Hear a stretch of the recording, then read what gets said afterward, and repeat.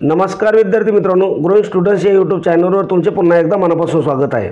तरी विद्यार्थी मित्रांनो, आज आपण समाज कल्याण विभागाअंतर्गत जी काही भरती निघालेली आहे त्याकरिता आपण आपल्या ग्रोइंग स्टुडंट्स या यूट्यूब चॅनलच्या माध्यमातून त्यामुळे आपण काय चालू केलेली तांत्रिकचे स्वतंत्र प्रश्नसंच या ठिकाणी तयार करतो आहे आणि निश्चितपणे याचा तुम्हाला फायदा होणार आहे। तर आपल्या प्रश्नपत्रिकेला सुरुवात करूया।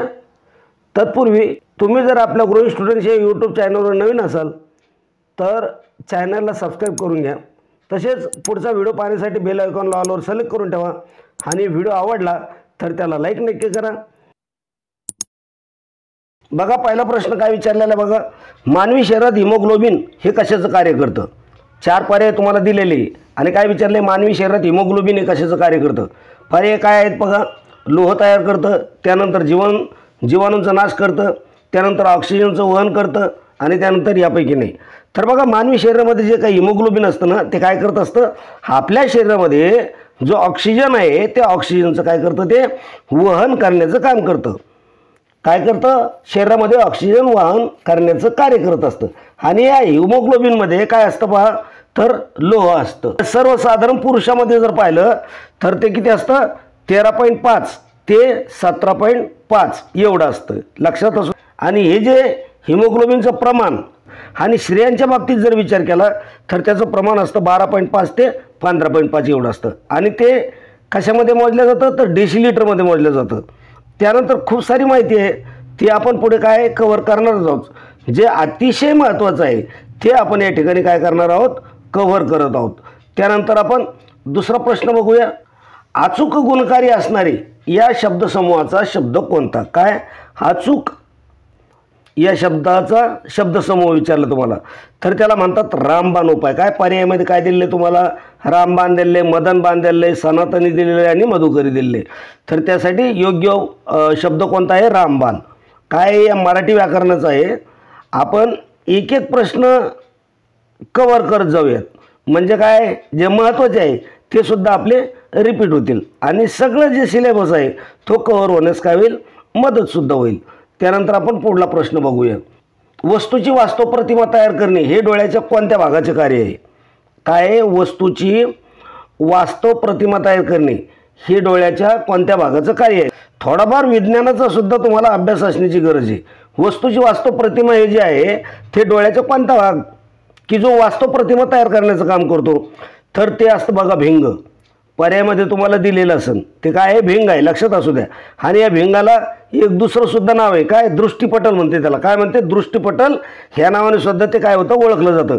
तर काय करा, व्हिडिओ चालू असताना एक वही आणि पेन जवळ घेऊन बसा, कारण अशा काही गोष्टी मी विश्लेषणाच्या माध्यमातून तुम्हाला सांगतो प्रश्नाच्या व्यतिरिक्त, तर त्या काय करा, नोट डाऊन करत चला, तुम्हाला रिव्हिजन करता येईल त्यावर। ते भिंग आहे आणि या भिंगाला दुसरं नाव काय आहे, दृष्टिपटल आहे। आणि डोळ्याच्या सर्वात बाहेरचा जो थर आहे त्याला काय म्हटलं जातं, तर त्याला पारपटल किंवा त्याला आपल्या डोळ्याचं संरक्षक सुद्धा आपण म्हणतो। आणि हे जे दृष्टिपटल आहे हे वास्तव प्रतिमा निर्माण करून आपल्या मज्जातंतूमार्फत काय करतं, मेंदूला संदेश देण्याचं काम करतं, लक्षात असू द्या, लिहून ठेवा, महत्त्वाची माहिती आहे। त्यानंतर पुढचा प्रश्न आपण बघूया, सर्वोच्च न्यायालयाचे न्यायाधीश कोण आहेत सध्या?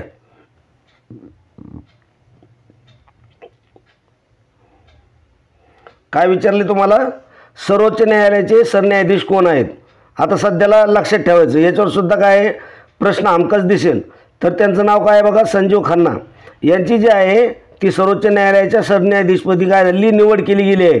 संजीव खन्ना हे कितवे असणार आहेत हे सुद्धा लक्षात असू द्या, तर ते 51वे असणार आहेत। याच्यापूर्वी जे होते ते कोण होते, डी.वाय. चंद्रचूड होते, ते कितवे होते, तर 50वे होते। आणि हे 51 तर लक्षात असू द्या, नोट डाऊन करून घ्या, महत्त्वाचं आहे। म्हणजे काय, हे प्रश्न कसा आहे, करंटशी निगडीत आहे। त्यानंतर पुढचा प्रश्न आपण बघूया, महाराष्ट्र राज्याचे राज्यगीत गरजा महाराष्ट्र माझा कोणी लिहिले? बघा, राजा बढे, श्रीनिवास साबळे, शाहीर साबळे, अण्णाभाऊ साठे यापैकी गरजा महाराष्ट्र माझा हे जे राज्यगीत आहे महाराष्ट्राचे कोणी लिहिलेलं आहे असं तुम्हाला विचारलेलं आहे। लिहिलेलं तर राजा बढे यांनी लिहिलं। कोणी लिहिलेलं? पर्याय नंबर 1 राजा बढे यांनी लिहिलेलं आहे। आणि या गीताला संगीत कोणी दिलं असा जर प्रश्न तुम्हाला आला या गीताला संगीत कोणी दिलं तर ते संगीत दिलेलं बघा श्रीनिवास साबळे यांनी दिलेलं. आणि या गीताचं गायन कोणी केलं असा जर प्रश्न पडला तर त्याचं उत्तर आहे शाहीर साबळे यांनी काय केले, या गीताचं गायन केलेलं आहे. आणि काही डाऊट असतील तर अवश्य कमेंट करा. या व्हिडिओमधून तुम्हाला जेवढे प्रश्नाचे उत्तरं देता येत असतील तेवढ्या प्रश्नाचे उत्तर देण्याचा प्रयत्न करत चला. व्हिडिओ आवडत असेल तर त्याला लाईक नक्की करत चला. पुढचा प्रश्न आपण बघूया. महाराष्ट्रात महात्मा फुलेंनी सर्वात पहिले वसतिगृह कधी स्थापन केले? महाराष्ट्रामध्ये महात्मा फुलेंनी सर्वात पहिलं वसतिगृह कधी स्थापन केलं इसवी सन तुम्हाला विचारलेले. बघा आता वसतिगृहाचा इतिहास तुम्हाला माहीत असणं गरजेचं आहे. सर्वप्रथम कधीपासून काय काय झालं हे सगळं माहीत असू द्या. आता महाराष्ट्रातील पहिलं वसतिगृह जे आहे ते महात्मा फुलेंनी चालू केलं. आपण अगोदरसुद्धा पाहिलं होतं पण ते स्वातंत्र्यानंतरचं पाहिलं होतं. पण स्वातंत्र्याच्या पूर्वी जे आहे ते 1855मध्ये हे काय केलं महात्मा ज्योतिबा फुले यांनी सुरू केलं. लक्षात असू द्या. आणि हे जे आहे तर त्याचं नाव काय होतं लक्षात असू द्या, सत्यज्ञान ब्राह्मण विद्यालय. काय नाव होतं वसतिगृहाचं? सत्यज्ञान ब्राह्मण विद्यालय असं होतं. ते स्थापन करण्यात आलेलं पहिलं वसतिगृह आपल्या महाराष्ट्रातलं आहे. आणि त्यानंतर ब्रिटिश काळामध्ये संपूर्ण भारतामध्ये वसतिगृहाची सुरुवात झालेली आहे. आणि आपण अगोदर खूप सारे प्रश्न कव्हर केलेले आहेत त्यामुळे काळजीपूर्वक व्यवस्थित सगळे भाग पाहून घ्या. पुढचा प्रश्न आपण बघूया. खालीलपैकी दिवस आणि रात्र समान कोणत्या दिवशी असते? पर्याय तुम्हाला दिलेली 4 आणि योग्य उत्तर काय करायचं तुम्हाला कमेंटमध्ये द्यायचं आहे. खालीलपैकी दिवस आणि रात्र समान कोणत्या दिवशी असतो? आपल्या भारतामध्ये म्हणा किंवा जगामध्ये म्हणा कोणता दिवस असतो तर 21 मार्च. पर्याय नंबर 2. 21 मार्चला काय होतं दिवस आणि रात्र समान असते. आणि अजून एक दिवस असतो सेम म्हणजे 22 किंवा 23 सप्टेंबर. हे दोन ऑप्शन जर म्हणजे 22 आणि 23 सप्टेंबर किंवा 21 मार्च या दिवस आणि रात्र समान असते. सर्वात मोठी रात्र लक्षात ठेवा कधी असते सर्वात मोठी रात्र? सर्वात मोठी रात्र जर विचार केला तर सर्वात मोठी रात्र असते 22 डिसेंबरला. कधी असते 22 डिसेंबरला. आणि सर्वात मोठा दिवस असाही प्रश्न तुम्हाला येऊ शकतो. सर्वात मोठा दिवस कधी असतो तो असतो 21 जूनला. आणि हा जो 21 जून आहे तो काय आहे योगा दिवस आहे. योगा डे म्हणून आपण त्याला काय करतो साजरा केला जातो. ही सर्व अतिरिक्त माहिती सांगण्याचं कारण काय आहे छोट्या प्रश्नामध्ये तुमची अतिशय चांगली दर्जेदार तयारी व्हावी म्हणून मी काय करतो अशी माहिती तुम्हाला सांगत असतो. त्यानंतर पुढचा प्रश्न आपण बघूया. खालीलपैकी कोण सत्यार्थ प्रकाश पुस्तकाचे लेखक कोण आहेत? खालीलपैकी सत्यार्थ प्रकाश या पुस्तकाचे लेखक कोण आहे? म्हणजे सत्यार्थ प्रकाश नावाचं पुस्तक कोणी लिहिलं तर सत्यार्थ प्रकाश नावाचं जे पुस्तक आहे ते स्वामी दयानंद सरस्वती यांचं हे पुस्तक आहे. जवळपास त्यांनी खूप सारं महत्त्वाचं कार्य केलेलं आहे. परंतु परीक्षेच्या दृष्टीने महत्त्वाचं नेमकं काय आहे तर लक्षात असू द्या त्यांनी काय केलं आर्य समाजाची स्थापना केलेली. आता आर्य समाज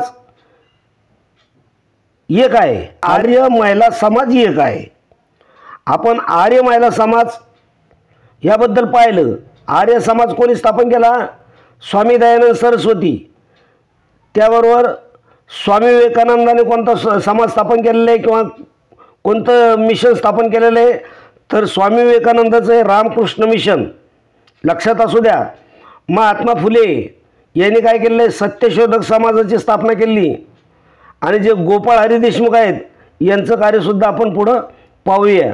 स्वामी दयानंद सरस्वती यांनी जो आर्य समाज स्थापन केला या समाजाचं नेमकं ब्रीदवाक्य काय होतं असा प्रश्नसुद्धा तुम्हाला विचारला जातो. तर ब्रीदवाक्य काय होतं? वेदाकडे परत चला. वेदाकडे परत चला. हे डीपमध्ये सांगण्याचं कारण तुम्हाला प्रश्न असा सुद्धा पडतो की वेदाकडे परत चला हे कोणत्या समाजाचं ब्रीदवाक्य होतं? बहुतेक परीक्षेमध्ये अशा समाजावर प्रश्न पडत असतात म्हणून तुम्हाला सांगतो. सत्यशोधक समाज, त्यानंतर आर्य समाज, आर्य महिला समाज, अजून खूप सारे समाज आहेत. परमहंस सभा, त्यानंतर मानव धर्म सभा दादाभाऊ पांडुरंग यांची, म्हणजे खूप सारं आहे. ते महत्त्वाचं आहे आणि ते कव्हर करून घ्या. तर वेदाकडे परत चला हे आर्य समाजाचं काय होतं? ब्रीदवाक्य होतं. त्यानंतर हा जो आर्य समाज आहे तो वेदावर भाष्य करणारा ग्रंथ आहे. हा सत्यार्थ प्रकाश कोणता ग्रंथ? सत्यार्थ प्रकाश. पुढचा प्रश्न आपण बघूया. भारतात इंग्रजी शिक्षणाचा पाया कोणी घातला? इंग्रजी शिक्षण याची सुरुवात भारतामध्ये कोणी केली? बघा 4 पर्याय तुमच्या समोर आहे. लॉर्ड मेकाले, त्यानंतर लॉर्ड कॅनिंग, लॉर्ड डलहौसी आणि लॉर्ड बेंटिंग. सुरुवात कोणी केली तर लक्षात असू द्या, लॉर्ड मेकाले यांनी काय केले? इंग्रजी शिक्षणाचा पाया किंवा सुरुवात केलेली आहे. आता लक्षात असू द्या, ही जी बेंटिंग आहेत यांनी काय केलं? इंग्रजी शिक्षणाचा एक कायदा काढला किंवा पारित केला. शिक्षणाचा कायदा हा त्यांनी काय केला? 1835 मध्ये लागू केला. म्हणजे याच्याशी रिलेटेड हा कायदा आहे. आणि हा डलहौसी याने काय केलेलं आहे तर रेल्वेचे जनक आहे. आणि त्यानंतर एक कॅनिंग आहे. तर यांचं आपण काय करू? सगळी माहिती पुढं बघूया. पुढचा प्रश्न पहा. पुढचा प्रश्न पाहण्या अगोदर मी तुम्हाला एक छोटीशी रिक्वेस्ट करतो की अजूनपर्यंत तुम्ही जर आपल्या ग्रोइंग स्टुडंट्स या यूट्यूब चॅनलला सबस्क्राईब केलं नसेल तर लगेच सबस्क्राईब करून घ्या. व्हिडिओ आवडत असेल तर त्याला लाईक नक्की करा, कारण तुमच्या लाईकमुळं जास्तीत जास्त व्हिडिओ चांगल्या प्रकारे बनवण्याचे आम्हाला प्रोत्साहन मिळते. आणि व्हिडिओ जास्तीत जास्त दोस्त मित्रांमध्ये शेअर करत चला. उद्याचा व्हिडिओ पाहण्यासाठी बेल आयकॉनला ऑलवर सिलेक्ट करून ठेवा. तर आजच्या व्हिडिओमध्ये याच ठिकाणी आपण थांबणार आहोत. व्हिडिओ कसा वाटला ते नक्की कमेंटमध्ये कळवा. काही प्रश्न असतील तर ते कमेंटमध्ये कळवा. एखाद्या प्रश्नाचं उत्तर माझ्याकडून गलत होत असेल तर त्याचंही योग्य उत्तर मला कमेंटमध्ये कळवा. भेटूया पुढच्या व्हिडिओमध्ये अशाच प्रकारची एक प्रश्नपत्रिका घेऊन. तोपर्यंत जय हिंद, जय महाराष्ट्र.